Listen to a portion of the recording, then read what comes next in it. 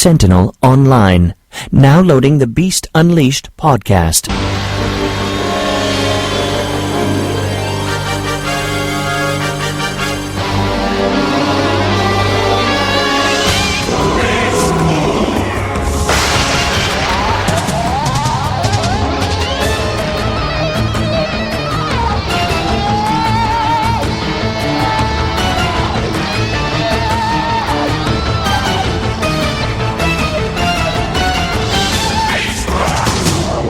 This episode of the Beast Unleashed podcast features Stephen C. Phillips, Mike Blanchard, and Michael Wilson.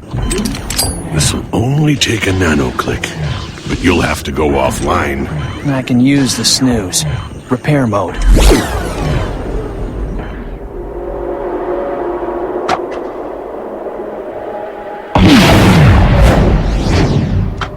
What's new, pussycat? Rhinox, what's going on? A spark! Yup. The very thing which makes us what we are. Every Cybertron, Maximal, or Predacon has one, and each is different. When a spark goes online, there's great joy.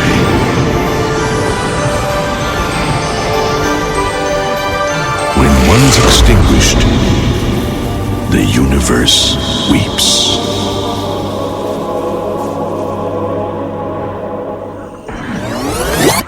Whoa, that was ultra gear! Tell me later, and go back to beast mode.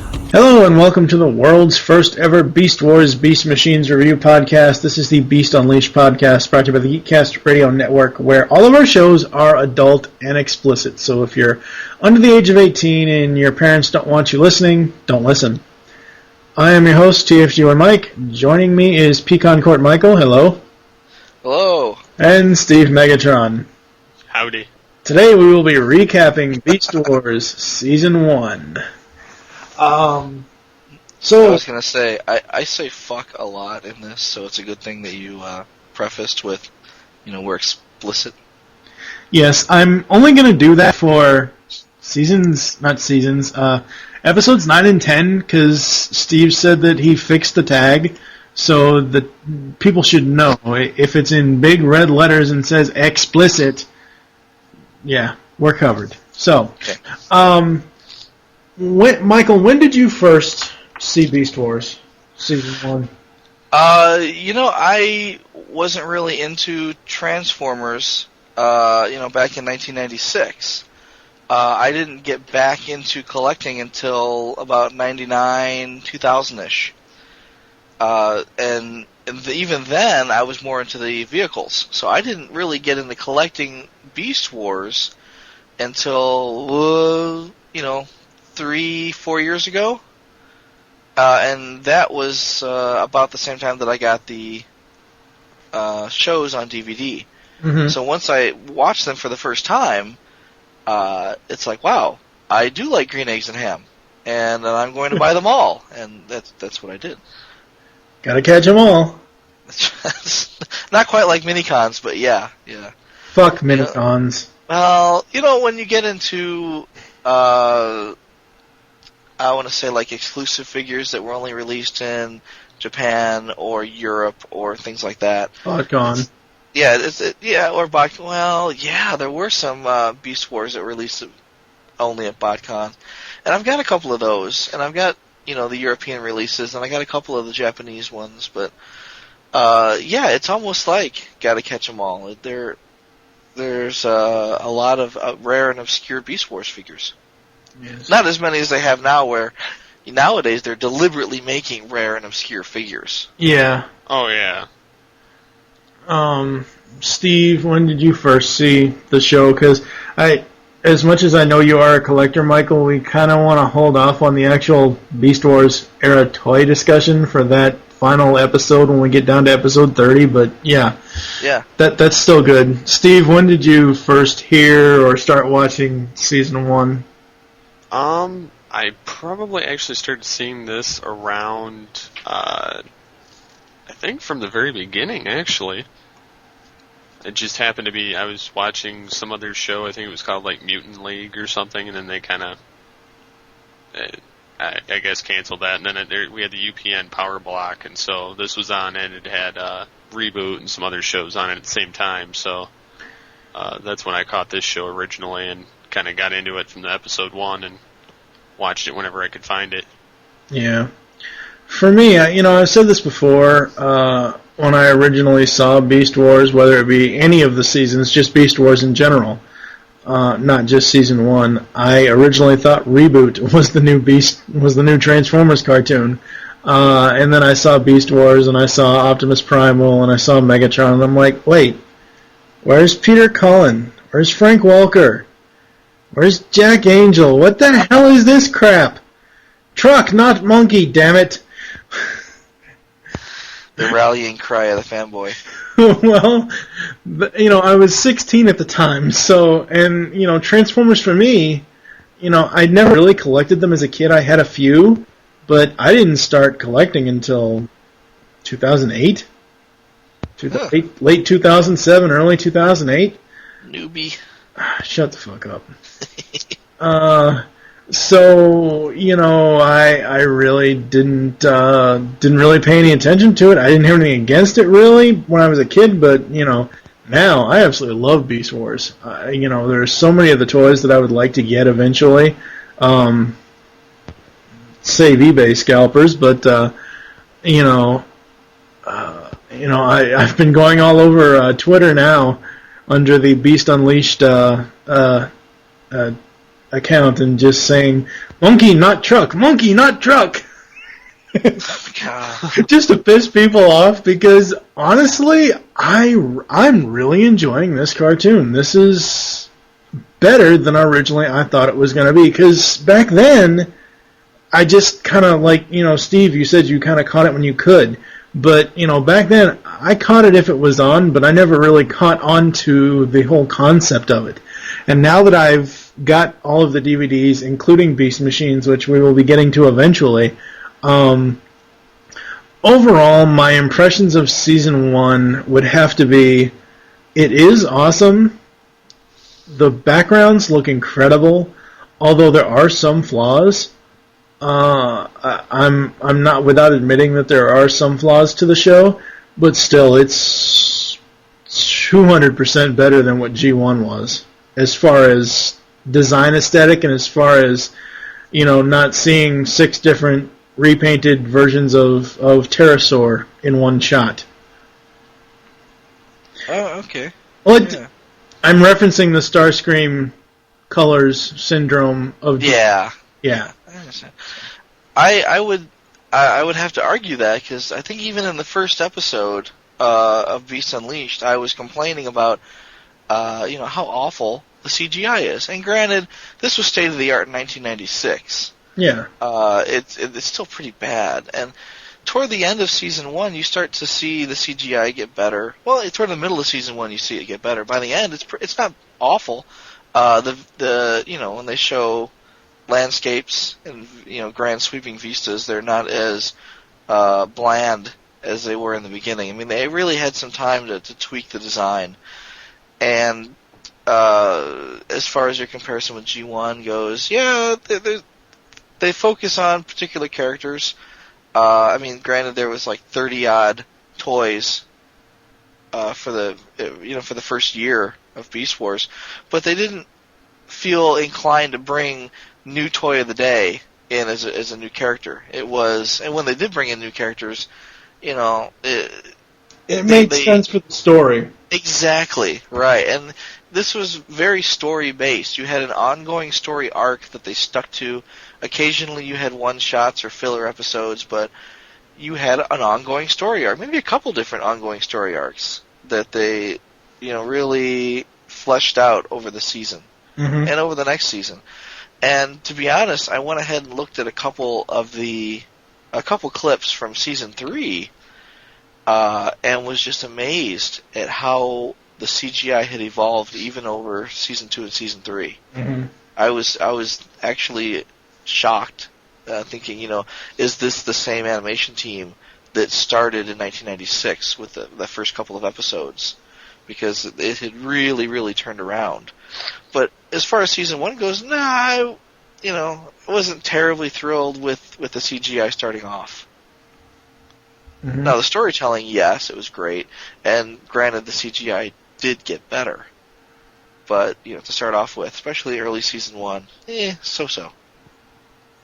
Well, you're entitled to your opinion, so whatever. Well, again, compare it to season 3. Compare it to don't even compare it to Beast Machines, because hell, Beast Machines is infinitely better than all of it. But several years later, yeah. But I mean, like you said at the time, in 1996, this was state of the art, most beautiful thing, and of course we're reviewing it over 15 years later. 15 years later, or something like that. Yeah. When we've got full-length CGI movies that look real. Yeah. Yeah. I tell you, one thing that they did excel in that I touched on in one of our previous episodes was, I think it was Dark Voyage. Yeah, when we covered Dark Voyage, about that energon explosion. I mentioned that it didn't look like a CGI explosion. It looked like something you would see out of a movie. Yeah, they put a fire blast or something in there. Yeah. It's like one of those cosmic, not cosmic, but, nuclear blasts. An epic Michael Bay explosion. Shut up. But it was almost like they tried to do it in CGI, and they tried it again, and they tried it again, and said, you know what, in the interest of time and money, let's just get some stock footage and superimpose it. Yeah. It's actually funny, in the interview that Steve and I did with Ian Corlett, he actually asked me, what did I think of the live-action films that we've had so far, and would we want to see Beast Wars in the live-action films? I said no. Please no. There's just no way that they could interpret that into real life. No way. I think they could. Mm-hmm. I mean, honestly, the reason the movies suck ass is because, number one, they're poorly written. I should say, number one, they're written well, but then rewritten by Michael Bay. And number two, the designs are horrible. Yeah. I mean, oh look, it's Megatron, but he actually looks like a piece of crumpled up tinfoil. If we were to do a live action Beast Wars, well, let's not say live action. Let's say it's CGI, full CGI. Like, if you've seen like Final Fantasy Advent Children. Completely CGI, but it's really well rendered and it looks real, looks photorealistic, that type of thing. If they were to do something like that with somebody other than Michael Bay, let's say somebody who understood and gave a rat's ass about the mythos, who would make the characters look like what they're supposed to look like, that type of thing, then I would like to see that. I mean, if you look at Beast Wars Season 1, 1996, and the difference in CGI animation from there to Beast Machines, and Beast Machines is what, 99? 99, right. I mean, think of the difference. There's night and day. It enhances the story, it enhances the experience. 10 years later, longer than that, 11 years later, you do it again with today's CGI, and how much better would that be? Especially if you brought on the original writers. Even if it were only, a 90-minute, 90-minute, let's say, direct-to-video effort done with some, we get the original writers, the original voice actors, who I'm sure would be happy to do it, and, we do all the animation in some little shop in Korea, for pennies on the dollar, break that out for less than $1 million, and it would make money. Yes. Steve, what do you think? I think this would definitely be something cool to see redone, or revisited at least, with the original voice actors with today's standard of CG. But even for what they did back in the day, it's still not really that bad. And you can see, like, as they go along, how they progress and get better at doing it. So, I mean, it's not, for lack of trying. But even with that, despite that, it is still awesome to watch. Like, I would much prefer to watch this than anything since it. Yeah. There's no animation or storytelling that has been done any better than this. As far as Transformers goes. Yes, as far as Transformers, since Beast Wars and Beast Machines. Animated? Well, Animated is... It didn't really... I mean, it was good here or there. The storytelling really picked up with Season 3. Yeah. But they had a lot better writing and a lot better, there was a lot more character development, whereas before it was just, oh, let's go do this. Oh, we have useless human villains, which it felt like kind of like they were trying to mix it with Teen Titans. I mean, it was just retarded. Yeah. Whereas in Beast Wars, again, they have their story arcs that they stick with. Mm-hmm. And they were well done, and the foreshadowing started early and was consistent. And there were no humans. Oh, even better. By today's standard. Yeah, well, yeah, because nobody wants to see people in their shows, but, and I was trying to remember the name, or which episode it was, but, early on, you've got, Rhinox saying, hey, there's something weird with this moon. It kind of looks like it's hollow, but I'm sure it's not. This has to be an anomaly. And then, 5-6 episodes later, it turns out, hey, that moon's hollow, and it's going to blow us up. They pick stuff out and kind of seed it in your mind, knowing full well that they're not going to bring it up again for another 5 or 6 episodes. Just like the aliens. Mm-hmm. They bring up the alien presence early on with, they find Stonehenge and they say, wow, this is alien. And then they find other stuff and say, wow, this is alien. But, every 3 or 4 episodes, they'll bring something up. And then at the end, oh my god, the aliens are here, and they're going to blow us up with a killer moon. And if the writing wasn't so good, they wouldn't have been able to pull that off nearly as well. Yeah. I wrote down a few of my favorite episodes, and those are the 2-part premiere Beast Wars, A Bitter Mousetrap, Dark Designs, The Low Road, Before the Storm, and Other Voices, Parts 1 and Part 2. That's it. There's going to be a fight now. You're in Michigan. You ain't doing shit to me. The Low Road. There's a difference. I can drive down the low road and capture and destroy you. Yes, it looks drive TF fun. Anyways. That's very true. Steve, what are some of your favorite episodes? Alrighty, here we go. I have a long list. There's only 26 episodes, dumbass. I was not going to list them all either, dumbass. Only 2/3 of them. Big dumbass. But, I'd have to say the 2-parter of Beast Wars was awesome. You like the web. Spider Rape.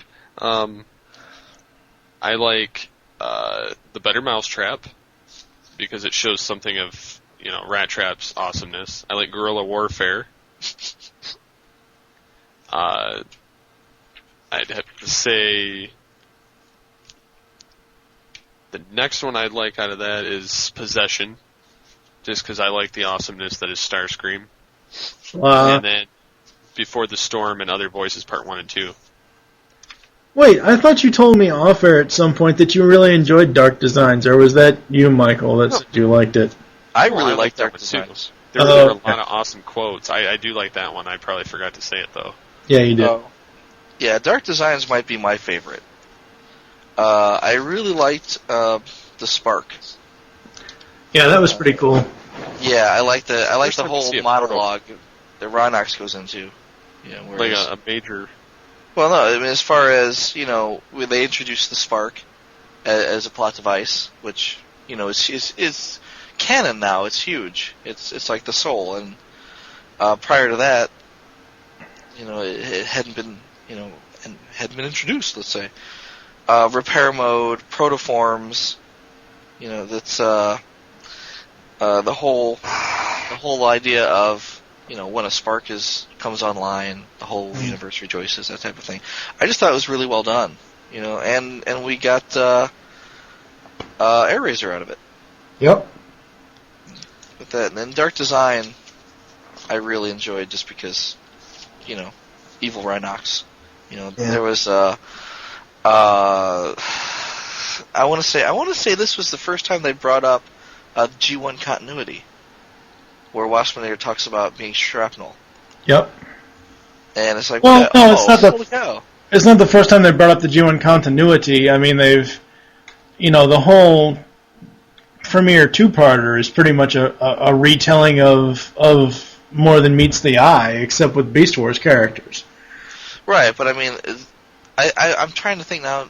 Did they actually say the Predacons were the antecedents of the Decepticons, or at one point did they come out and say, "Oh, the Autobots were the predecessors of the Maximals"? I don't think they actually come out and say that until this episode, where he says, Waspinator says, "I'm shrapnel," and then Black Arachnia says, "Well, how can that be? That was one of our Decepticon forefathers." I don't know, Steve. Settle the debate. What was the question? Was that or was that not the first time that the G1 continuity was brought into play? Actually, it was the web. Okay. It was in Cheetor's Dream.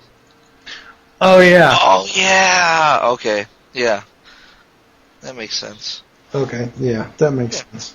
Anyway, so, yeah, I mean, I really like Dark Design. I might be one of my favorite episodes from Season 1. Yes. I have the Season 1 DVD set here in front of me. Even though Rhino did it's very, very cool. It's nice to have. Only complaint is there's only 2 special features, which those are interviews with the writers, Larry DiTilio and Bob Forward. While they are nice, I wish that there were more special features, like maybe some actual commentaries on the episodes, because I don't think we get commentaries until Beast Machines with Bob Skier and some of the other people that did Beast Machines, which is kind of sad. Overall, it's a nice package as far as the DVD set, other than the fact that they glue the damn booklet onto the thing, which is stupid. It's stupid. They don't do that with the other 2 seasons. They have the booklets in a flap. Anyway. They learn from their mistakes. Damn right. Morons. Fucking Rhino. Anyways, He'll show you a Rhino.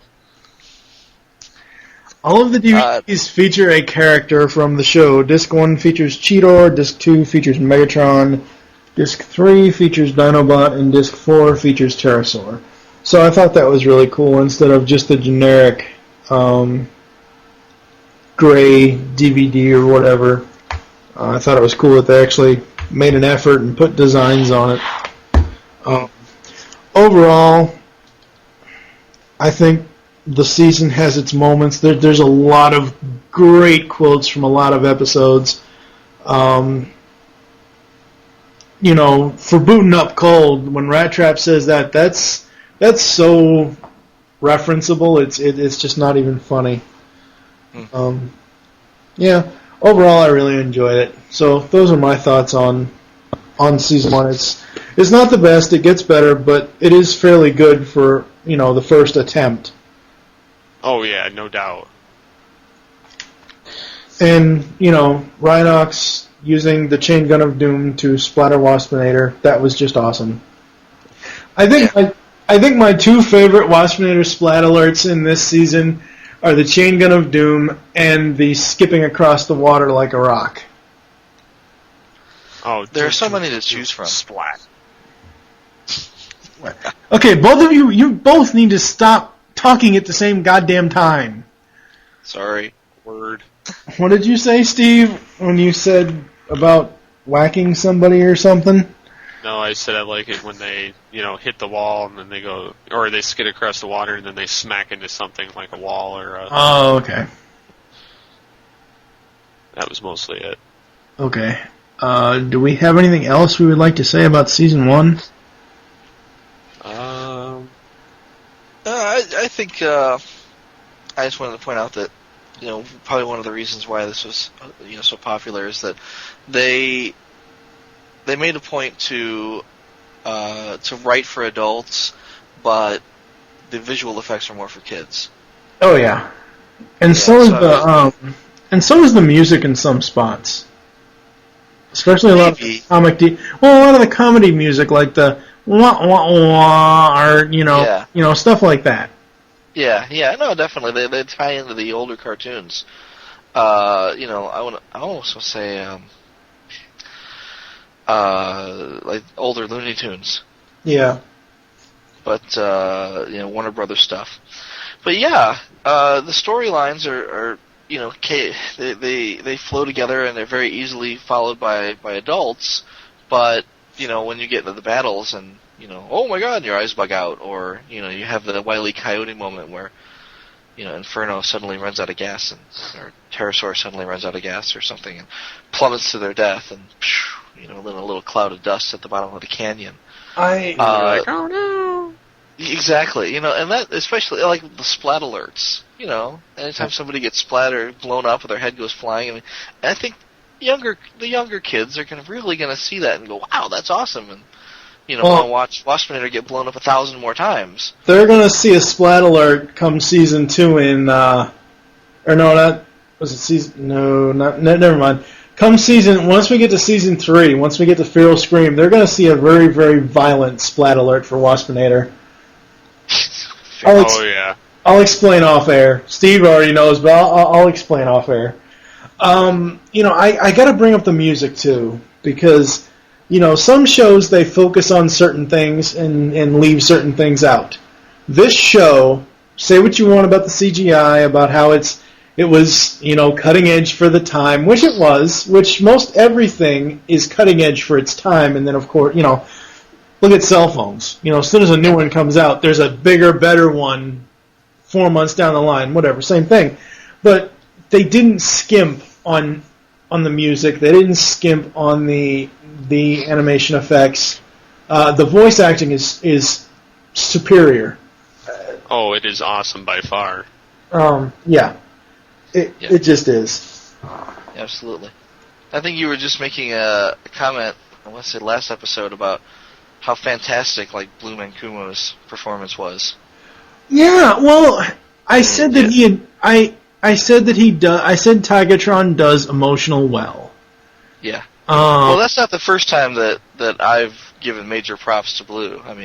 Right, but I was talking about the character of Tigatron, and I believe that was the first death in Beast Wars. Yeah. Is that aside from Dinobot clone being eaten? Okay. That doesn't count as a clone. That doesn't. It was never really fully alive. That doesn't count because it wasn't a friend or a family member. Okay, yeah, that makes sense. But my point is, Tigatron lost a friend. Okay, they went ahead, they did a burial, even though what? Oh, I wasn't gonna go there. Sorry, but hey. What the hell did you say, Steve? I decided to. With benefits, because you said a friend. No, shut up. No. Oh God. Sorry, I had to drag that into the remix, but yeah. Digressing back into seriousness.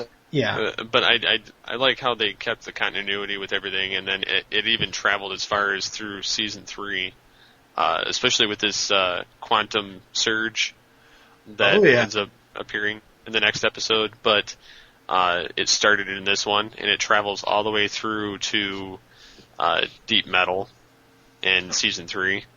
Oh, Michael, what was your? I said in last or 2 weeks ago when we did episode 9 that you were gonna do some strawberry story or something.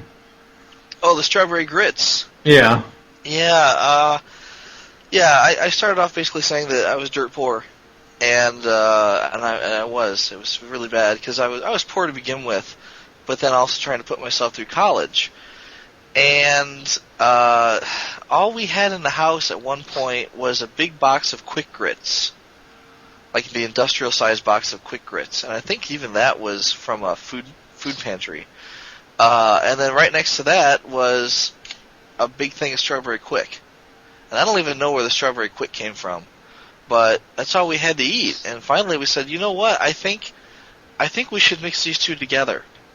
So we did. We mixed up a big batch of grits and stirred in a good generous helping of Strawberry Quick. And we ate strawberry grits for about 3 to 4 days before the paycheck came in. Wow. Yeah. And at first dude. it's like, at first you're thinking, wow, strawberry grits, that can't be that bad, right? At least to try it. But after 3 or 4 days, you just, just want to slit your own wrists. Well, we also had moments like that where we were eating popcorn, macaroni and cheese, hot dogs, and ramen noodles. That's all we ate. Yeah. Well, that was on a good day. Yeah, that was on a good day. On a bad day, we were having just ramen noodles. Strawberry grits. What do you got? It's like, all right, we've already used up all the spaghetti noodles because in a pinch you can boil some spaghetti noodles and melt some butter on top of it and you can eat that and it's fine. But when all that's gone and all you've got left is a bottle of ketchup and some quick grits and that's what you eat. And your sanity and. Yeah, exactly. Well, eventually you get paid and you make more money and you can go buy more food. But it's and when I say we, I mean like, not my wife and I. Because this is long before I met her. But no, I had a roommate, and but we were both pretty poor. So, but yeah, that's my quick grit story. Someday I'll put it in my memoirs, but you'll all have a sneak peek. Or Memoirs. Memoirs. Shut up! No. Okay, Floating that's on it. the interwebs. Oh my God. Exactly. Hey, Because I am so but, awesome. Yes. Yeah. But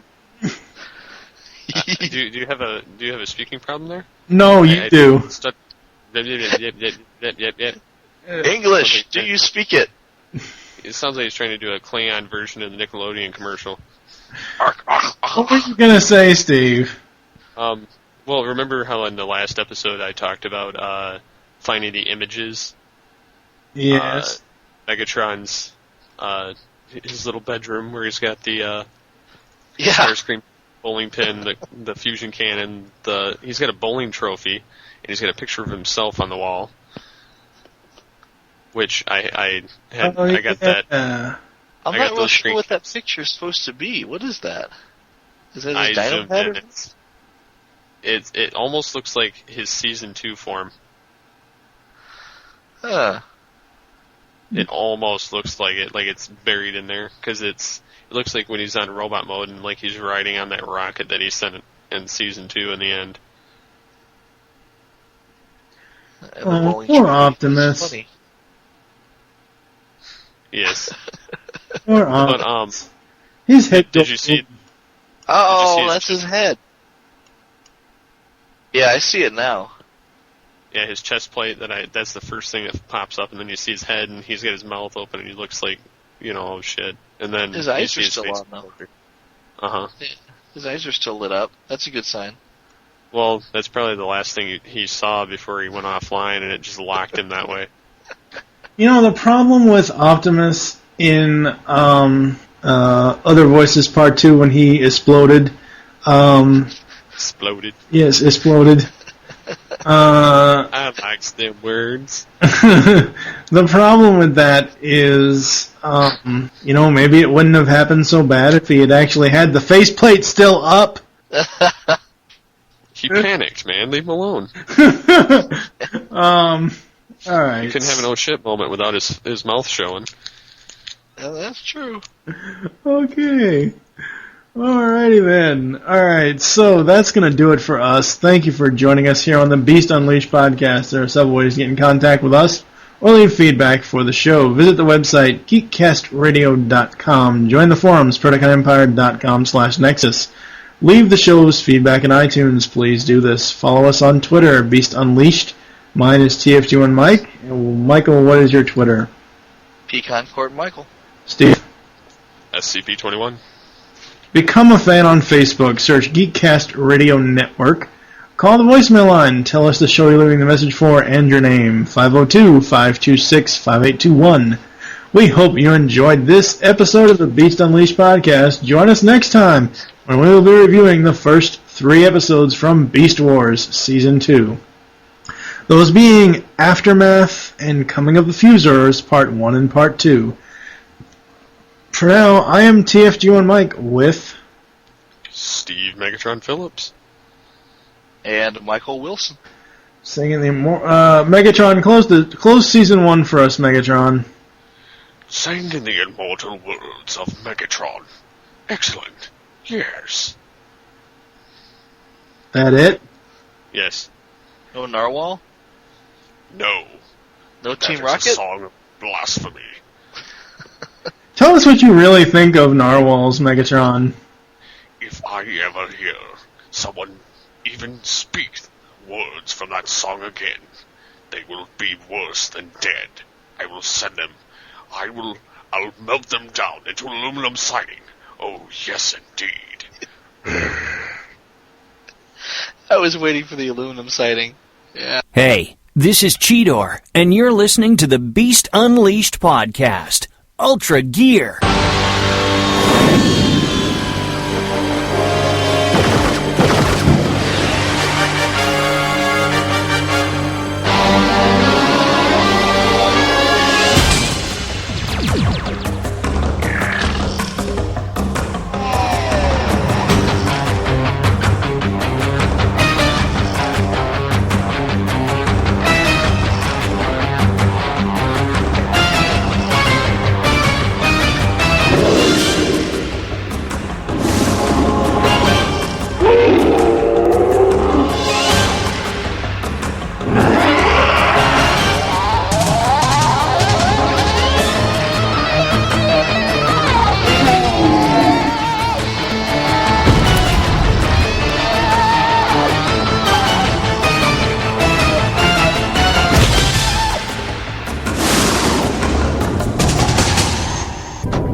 When a spark goes online, there's great joy.